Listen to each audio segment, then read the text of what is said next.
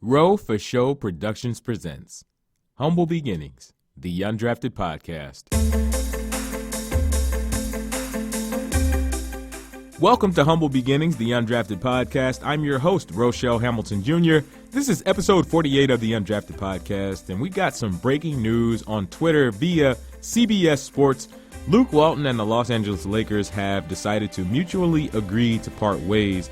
Now, this really is the decision that came as a surprise to nobody. I mean, Luke Walton's job has been in question basically the entire year. Well, I won't say the entire year. I'll say since LeBron came back from injury and the Lakers stumbled. As the season went on, they haven't been the same since LeBron James got injured on Christmas Day in that game against the Warriors. So CBS Sports reports that the Los Angeles Lakers and Luke Walton have decided to mutually agree to part ways, and there's speculation now that Ty Lue is the front runner to be his replacement, which that's not a surprise either because Ty Lue and him and LeBron had that real successful run with LeBron's second stint up in Cleveland a few years back. So no surprise either way on that one. Well, another big development that happened with the Lakers over this week came as a surprise to everybody, with Magic Johnson announcing his resignation as president of basketball operations from the Lakers on Tuesday in that impromptu, kind of bizarre press conference. So I'll talk about that in the Low with Roe. And I'm in and I'm out. Nick Saban is complaining about players who are drafted in lower rounds leaving school early to declare for the NFL, and basically tried to make the case that those players are missing out on millions of dollars. And I don't buy what Nick Saban is trying to sell one bit. And What's the Wave with Chef Rodaddy, we're going to talk about some aspects of childhood obesity and some ways that we can better educate ourselves in this fight against the battle of the bulge in our kids. And this is some bulljive. Antonio Brown, he just can't stop talking about his ex-teammates in Pittsburgh, despite the fact that he's clear across the country in Oakland. So without further ado, we're just going to get right into it. Here we go with the Low with Roe.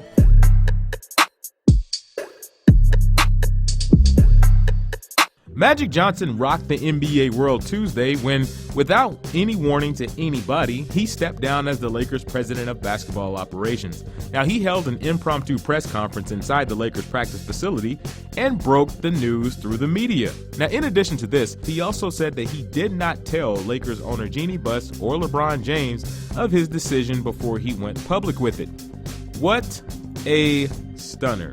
I remember hearing about this in breaking news on Twitter. Now, I was just scrolling through Twitter on some downtime on Tuesday, and I see the headline, Magic Johnson steps down as Lakers president of basketball operations.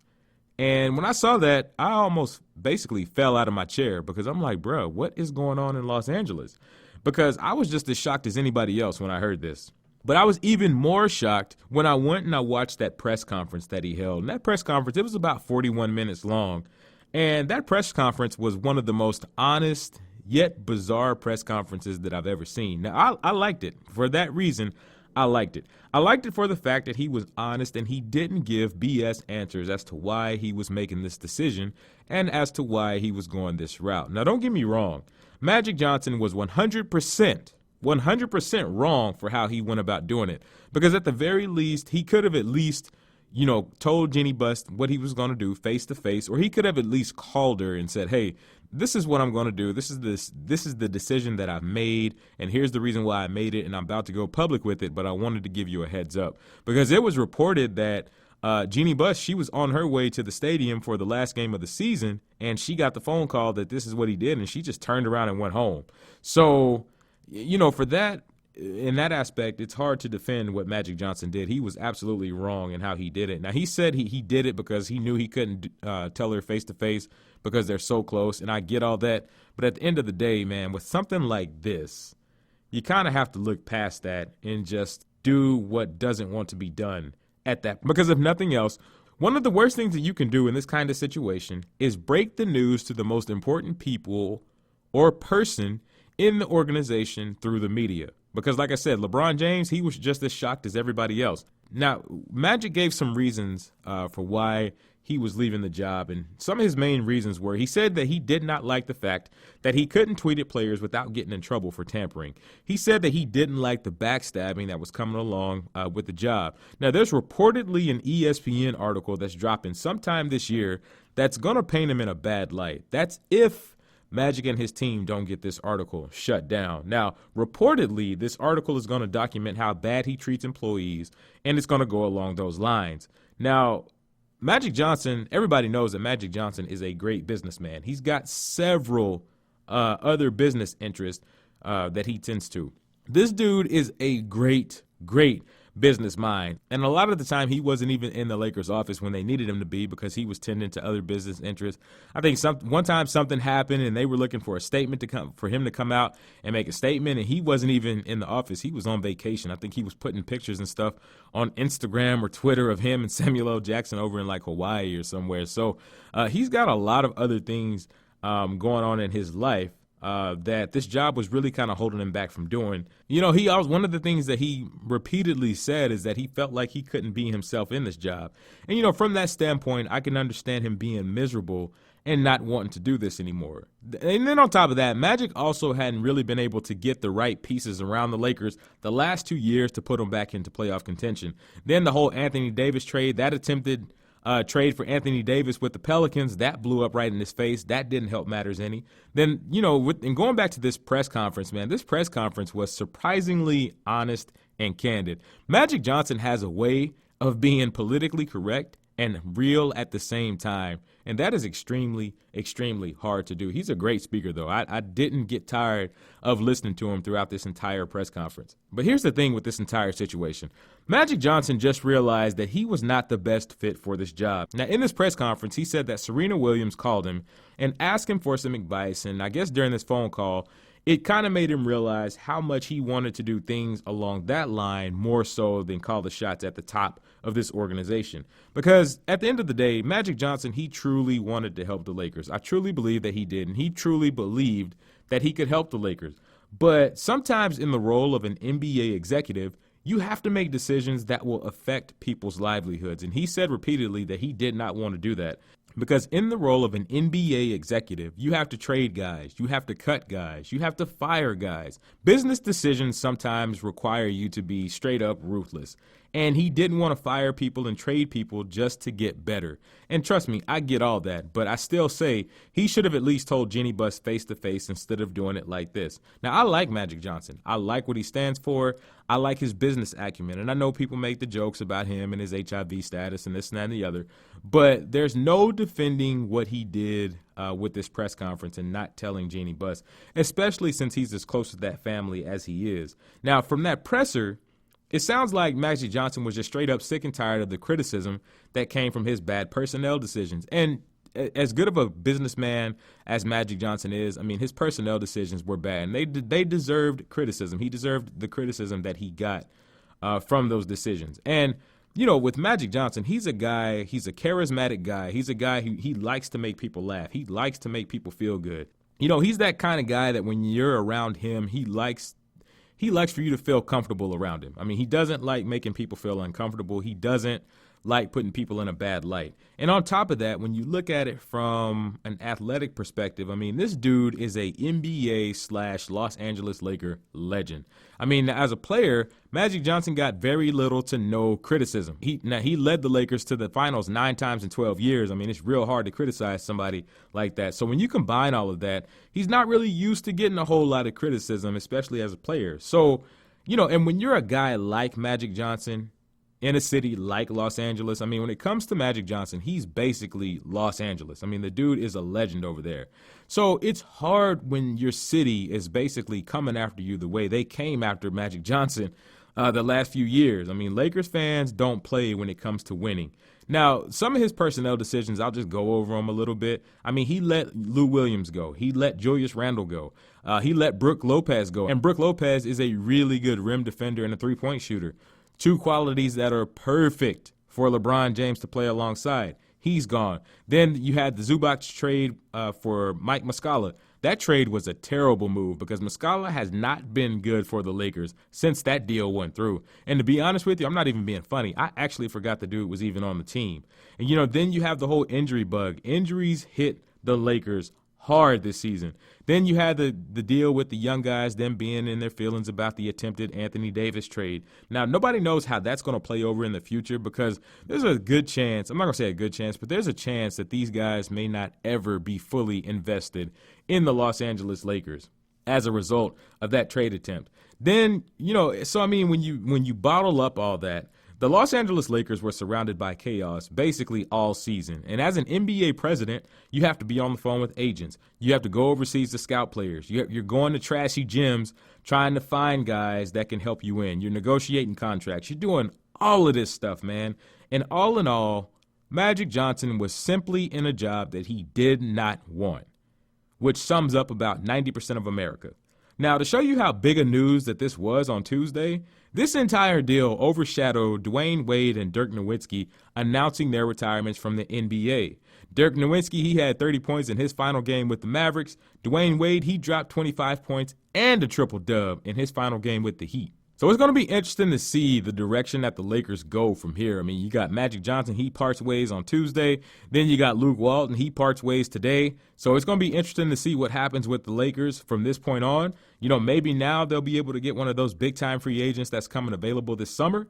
Who knows? I mean, especially now with the news today, who knows what's going to happen with this franchise? But one thing is for sure. The NBA offseason just got a whole lot more interesting. All right, let's move on to I'm in and I'm out. Nick Saban. Nick Saban, he clearly doesn't like it when his players leave Alabama early to go to the NFL. Now, he called out former Alabama safety and third-round pick Ronnie Harris, and who got picked by the Jaguars. He called him out earlier this week after he declared for the 2018 draft after his junior year. Take a listen. I think there's no question that it's different, but I don't think it's any different here than it is every place else. We've had this conversation, I think, before, but I don't know. I don't really look at it. I've heard 135 guys. I had 142 guys went out early for the draft. I do know there's some pretty compelling stats out there about guys going out early for the draft.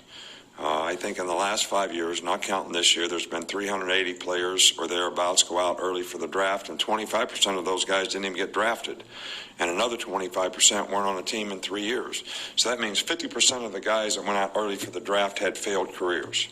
But if you look at the number of guys that were first and second round draft picks, there were very few guys that have failed careers. Now we have guys that have no draft grades, seventh round grades, free agent grades, fifth round grades that are going out for the draft. And, the person that loses in that is the player. You're a third round draft pick, and we had one here last year. I'm not mentioning any names. Goes and starts for his team, so he's making third round money, which is not that great. Be the first guy taken in his position this year probably and make $15, $18 million more. So the agent makes out, the club makes out. Now they got a guy that's going to play for that kind of money for 3 more years. All right, and everybody's out there saying, we'll get to your next contract. Well, there's obviously a pretty 50% of these guys are never getting to a next contract. And that doesn't mean all the rest of them got to one either. So it's the culture and it's the trend. I'm 100% out on this. Nick Saban is wrong here. He's dead wrong. Now, Harris responded to Nick Saban in a tweet, basically telling him to keep his name out of his mouth, as he should have. This is not about the player missing out on money. This is about Nick Saban's program missing out on players and chances at national championships because the best players leave for the NFL. Well, when you sit back and you think about it, who makes more money? A third-round pick in the NFL or a college player? Exactly. This is a terrible look on Nick Saban. Just because a guy stays in school does not mean his draft stock is going to improve. I mean, when it comes down to me, give me the money. Because when I go to college, if I'm a college football player at Alabama or any kind of big D1 school who consistently churns out NFL players, if I'm at this school, my number one goal is to get to the NFL as fast as possible. And Alabama just happens to be the quickest way for me to do that. I mean, this is a football factory. They put these dudes into the league like a pipeline at Alabama. But at the same time, I'm trying to figure out what exactly he's whining about. I mean, Nick Saban has 3 years with his best players before they declare for the NFL. College basketball coaches have 1 year with the best player before they declare for the NBA draft. I mean, be thankful you got the 3 years, Nick Saban. I mean, come on, man. Now, he said he didn't want to name any names. Well, Alabama only had one player go in the third round in this past year's draft. So it's not real hard to figure out who you're talking about, Coach. Now, another reason why it doesn't always benefit players to return to school is a lot of the time teams look at guys going back to school as a knock on the draft profile. I mean, what if this dude gets injured? What if he blows out his knee? I mean, these guys' goal is to get to the league as fast as possible. And then on top of that, when you consider the fact that these schools and these coaches, they make all this money off of these players' backs, but it's wrong for them to leave school early to go have a chance of getting paid? How'd that work? Nick Saban makes $9 million a year. How much do college players make?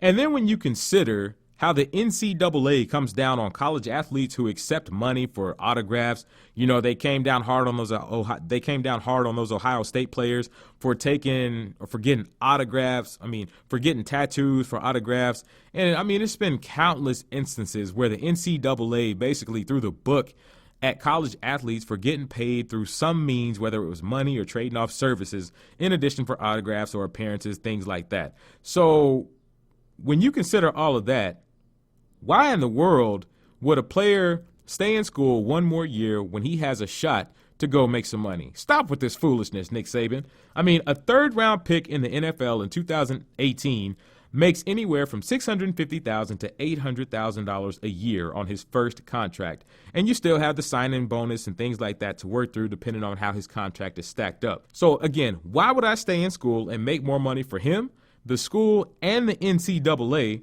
when I have a chance to go pro and go make my own money and fatten my own pockets? Man, they need to go on somewhere with this bulljive because this ain't it. What's the wave with Chef Rodaddy? This is the part of the podcast where we talk about wellness. And, you know, yes, this is a sports podcast, and part of sports and part of being an athlete is making sure you're taking care of yourself and taking care of your body to be the best athlete that you can be. So on game day, you're in the best shape possible to help your team get the win. Well, it's just like that in life. So you want to make sure you're taking care of your body, being mindful of what you're putting inside your body, being mindful of what you put inside your mind.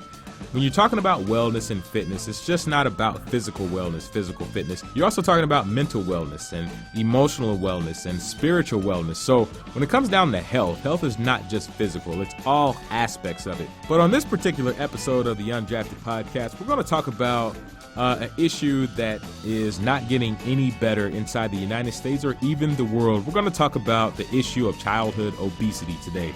And a new study at Columbia University shows that giving parents, specifically mothers, plain facts about the health risk of drinking sugary drinks during pregnancy and early childhood may offer a new strategy in reducing childhood obesity. And I could not agree more. Now, a big part of the reason obesity has become a problem, not only in the United States, but in the world, is because many people don't know or realize how much sugar is in the things that they consume. Now, this study right here is talking about sugary drinks, so I'll just stay on that for a minute. Drinking sugary drinks is the quickest way to ingest unnecessary calories and sugars in your diet, for the simple fact that liquids don't fill you up. So if you're drinking a soda or a sweet tea in addition to that meal that you're eating that's high in carbs or starches or sugars, or all three, you're literally drinking extra calories. Now, this right here is important because kids love sugary drinks. Because, well, they taste so good. Us adults, we love them too. I mean, I'll be honest, I don't drink sugary drinks like I used to. But man, look, when I do have a sugary beverage, like on a cheat meal, man, when that sugar hits those taste buds, I mean, it sets off those chemical reactions in the brain, and it just keeps you wanting more. It makes you go back for more and more and more. When it comes to kids, this is important to note because obesity affects nearly 18% of children in the United States. Now, recent studies show that kids ages 2 through 5 are the fastest growing demographic when it comes to obesity.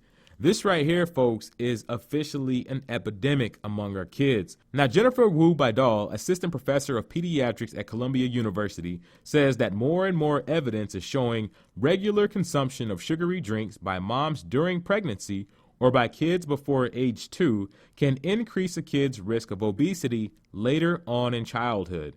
Recent studies also show that sugary drinks may also be marketed more heavily towards low-income children and teens. Now, this part is definitely true. Now, that part is definitely true because when you go to the store and you see things like Lunchables and all these prepackaged, processed foods that cost anywhere from $1 to $4, and then you go down a little bit of ways and you see the whole or the fresh food, you see those foods are $8, $10, or even higher.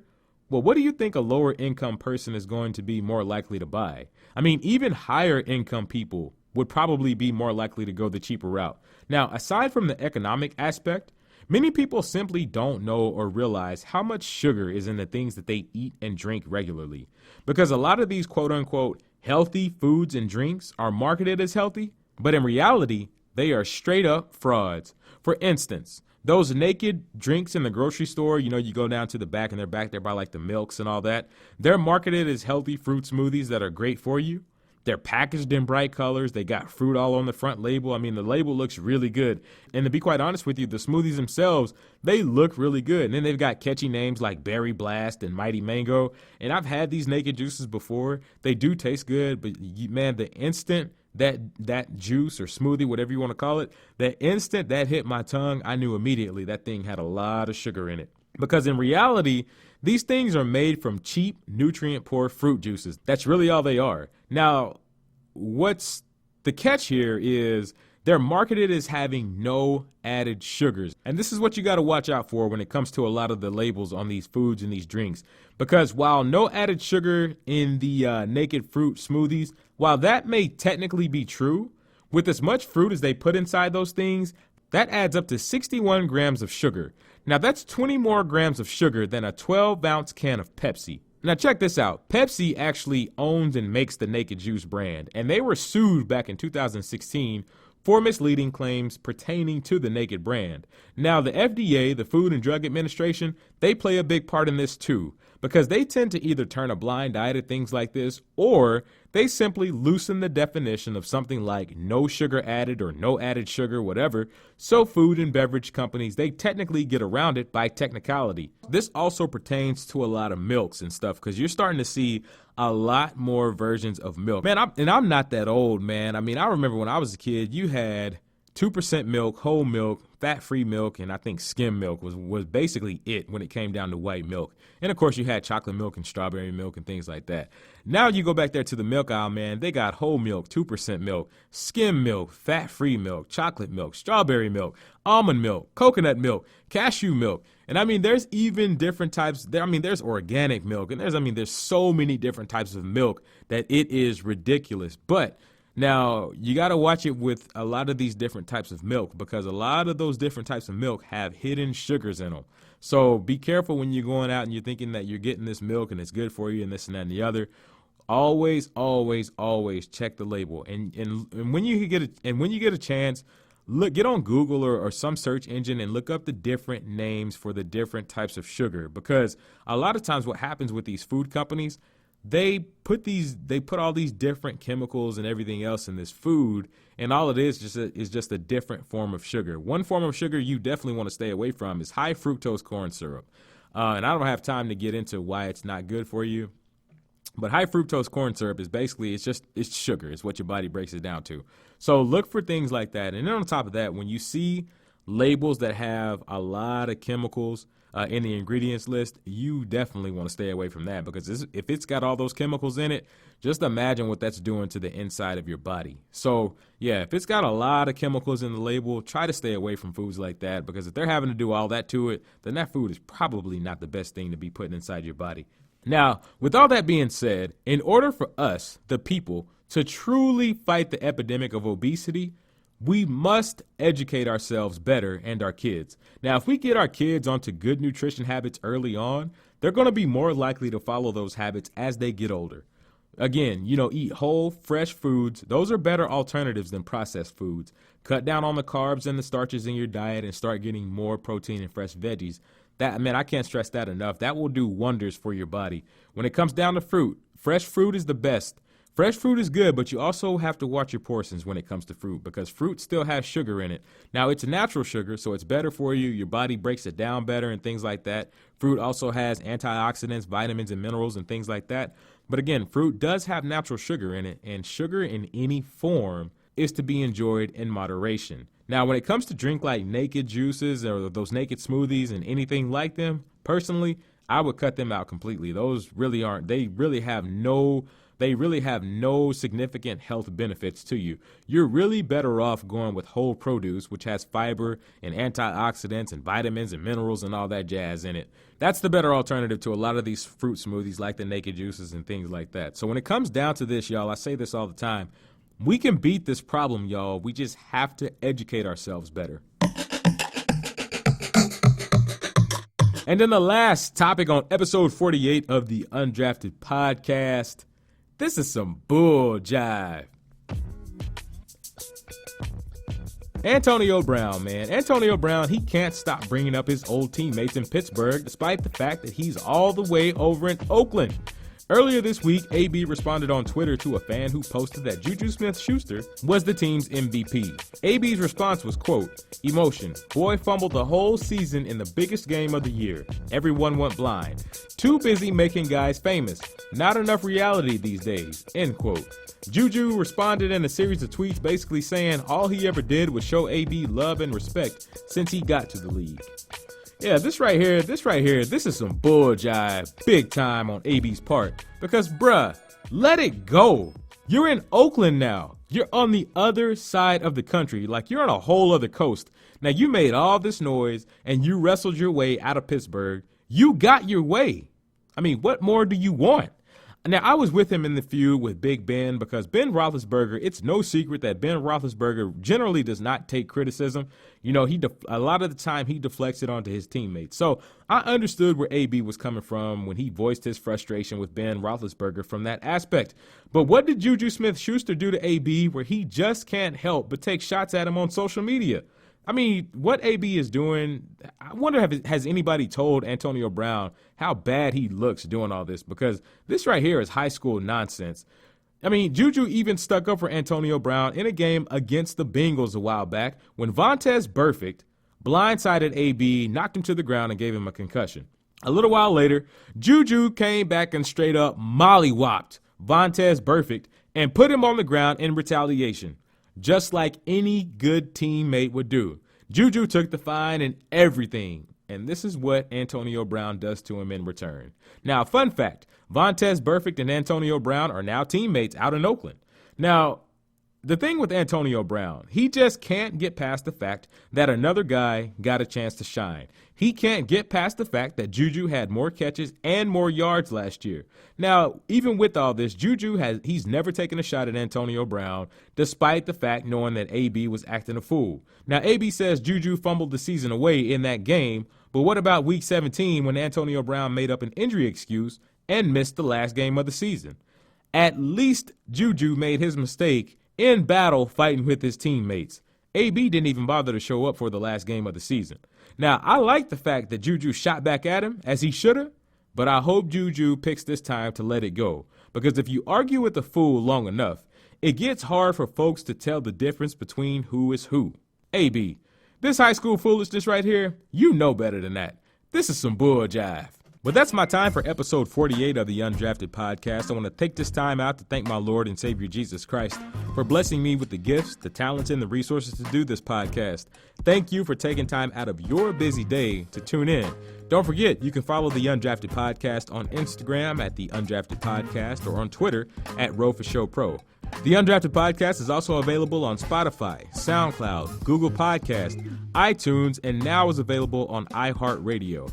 And I'm not going to leave you with a Bible verse today, but I do want to encourage you to read Psalms chapter 62, where it talks about basically waiting on God to make moves in your life. Wait on God to fight your battles. Wait on God to make moves on your behalf. When it comes to waiting on God, it doesn't mean just wait on God and sit on your hands. No, When you're waiting on God, you're preparing for what it is that you're asking him to do while he's having you wait during the process. So remember, do your best and let God handle the rest. Be blessed.